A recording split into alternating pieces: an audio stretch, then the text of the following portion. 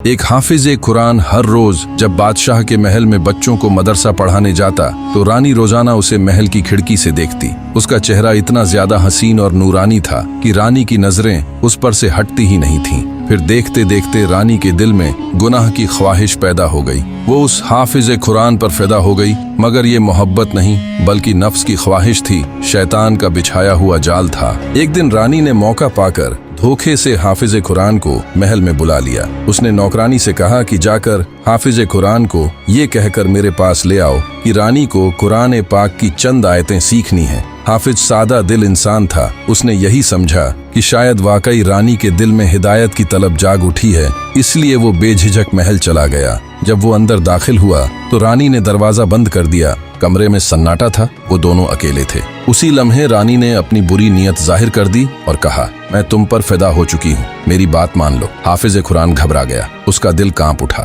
وہ پیچھے ہٹا اور بولا، استغفر اللہ، رانی صاحبہ یہ بہت بڑا گناہ ہے، اللہ سے ڈریے۔ رانی کے لہجے میں سختی آ گئی، وہ بولی، اگر تم نے میری بات نہ مانی تو میں چیخ پکار مچا دوں گی اور تم پر الزام لگا دوں گی کہ تم نے مجھ پر زیادتی کی ہے۔ کون میری بات پر یقین نہیں کرے گا؟ میں رانی ہوں اور تم ایک معمولی حافظ، یا تو میری بات مان لو یا موت کے لیے تیار ہو جاؤ۔ حافظ قرآن کے ماتھے پر پسینہ آ گیا۔ ایک طرف گناہ تھا، دوسری طرف جھوٹے الزام کے ساتھ موت کا خوف۔ وہ سمجھ گیا کہ اس کے لیے یہ بہت بڑی آزمائش ہے، لیکن اس کے دل میں اللہ کا خوف ہر خوف سے بڑا تھا۔ پھر اسے ایک ترکیب سوجھی۔ اس نے کہا، رانی صاحبہ مجھے صرف 1 منٹ کی مہلت دے دیجیے، میں غسل خانے سے ہو کر آؤں، پھر آپ جیسا کہیں گی میں کرنے کو تیار ہوں۔ رانی مسکرائی، اسے گمان ہوا کہ شاید وہ مان گیا ہے۔ کہنے لگی، ٹھیک ہے جاؤ۔ حافظ فوراً غسل خانے کی طرف بھاگا۔ اندر گھس کر اس نے دروازہ بند کر دیا اور پھر ایک ایسا قدم اٹھایا جو تاریخ میں مثال بن گیا۔ اس نے اپنے جسم پر گندگی مل لی،